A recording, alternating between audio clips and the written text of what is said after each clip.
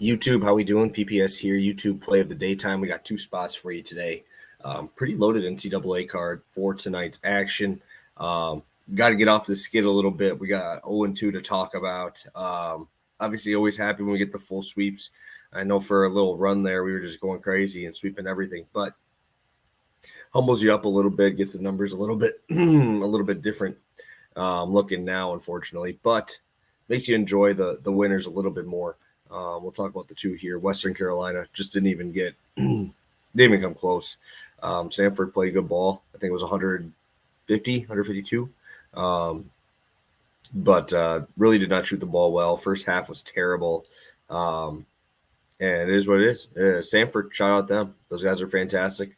Toledo did not do anything in the first half at all. I think they ended up with 33 first half points as one of the best first half scoring teams in the country. I was expecting closer to 40. If we would have had that, we would have won it.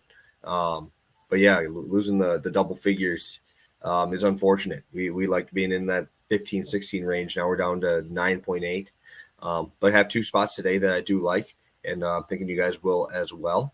Appreciate all you guys sticking through. Obviously, early on in the season, everything was very good, very happy. Obviously, now we got to get out of this rut a little bit. So I'm going to be rolling with Hofstra team total, Northern Colorado team total here as our two spots on FanDuel. Let's start out with my boys, Northern Colorado Bears. I'm going to be going with these guys here. They're playing Sacramento State. Sac State is not good by any means. But like I said, if we're going to go with the team here, I'd rather roll Northern Colorado at home. I think Northern Colorado's defense is terrible and bad enough to have Sacramento State speed up their tempo. They're 275 in tempo, middle of the country, 200 in adjusted offense, adjusted defense, and all that. But when we watch Sacramento State play against these faster teams, your Eastern Washingtons, right? They put up 87 on them. In Eastern Washington's only a team I back at home, right? And they were on the road and dropped 87 on these dudes. I think Northern Colorado can absolutely dominate these guys. Northern Colorado at home averages over 40 points per game in the first half, and over 30 per game in the second half. So just doing their average will get us over this number. St. Thomas has been an absolute stud, 20 and 9.6 rebounds. You got Reeves, Wisney, and really rounding out guys who are scoring double figures. Three of those guys over 33% from three. They shoot extremely well at home. Their free throw shooting has been significantly better than I expected it to be. St. Thomas at 84%. Very, very impressive. Sac State does have Mr. Powell, who is by far their best player, Duncan Powell. I think like I said, I don't like any of their guys really too much. They score 70 points per game. Outside of Powell, they're not very good. But when you play Northern Colorado, it really doesn't matter. It truly doesn't matter. You're going to be running the way they want to run, especially at home. Like, even if you look at some of these teams here, North Dakota is not the fastest team in this conference, right? 97-87 playing to a possession like that. 90-81 on the road for this Northern Colorado team. At home this year, let's just take a look at the home games this year in conference. Northern Arizona was 92-77. Denver was 86-82.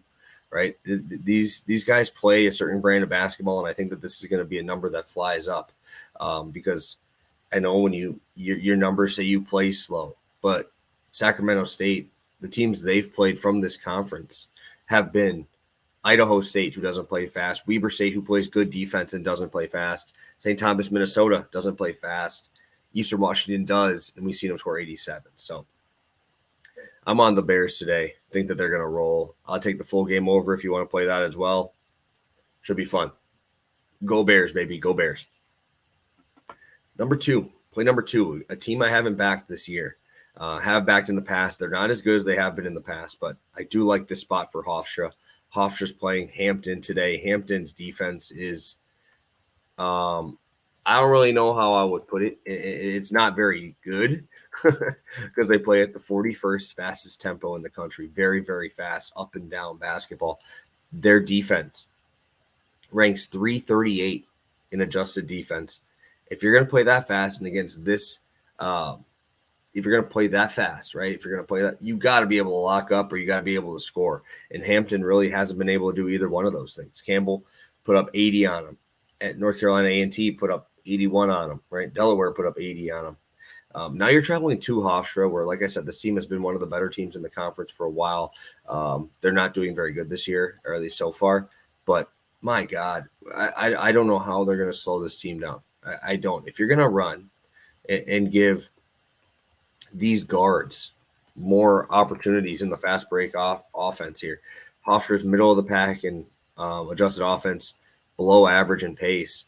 The strength of schedule, non-conference top 50, right? They've been playing some pretty good teams. Hofstra, this is going to be their fun game, right? This is that game where they get to run and gun. This is their game where they can put up some points. This is the game you get to boost them stats. And you got Hofstra rolling Tyler Thomas scoring 23 a game. Dubar, 18 a game. Both those guys playing 34 minutes per game. Jaquan Carlos, 10 a game, but 6.5 assists. All three of those guys. Very good free throw shooters. Dubar, 70%, but Tyler Thomas, 85. Carlos, 92. You look at Dubar and Thomas, both shooting 38% plus from three and better at home. I also want to talk about this Hofstra game because Hofstra, I just talked about free throw percentage, is playing a Hampton team here that is absolutely dreadful at fouling. Dude, they're bottom 50 in personal fouls per game.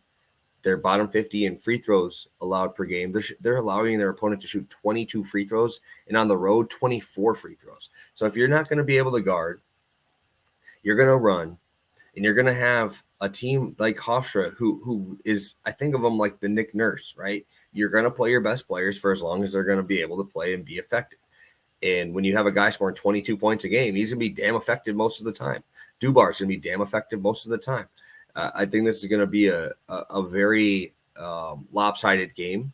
I think Dubar is going to absolutely cook these guys.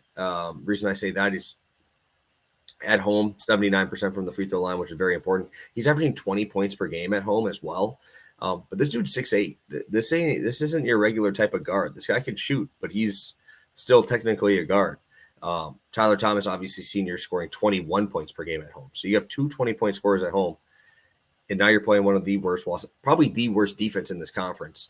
And I think Hofstra absolutely blows the barn doors open today. And we're going to see some big numbers. So I'm looking forward to a sweep here, guys. Hofstra's going to cook here for us. We got the Bears going back to another wagon of ours. And I'm going to roll with them specifically here in St. Thomas, putting up 79 points for us. So thank you guys so much for tuning in. Appreciate you guys supporting through these couple days of poor picks, and hopefully we can continue to make some money. So have a good one, guys. Best of luck tonight, and we'll talk soon.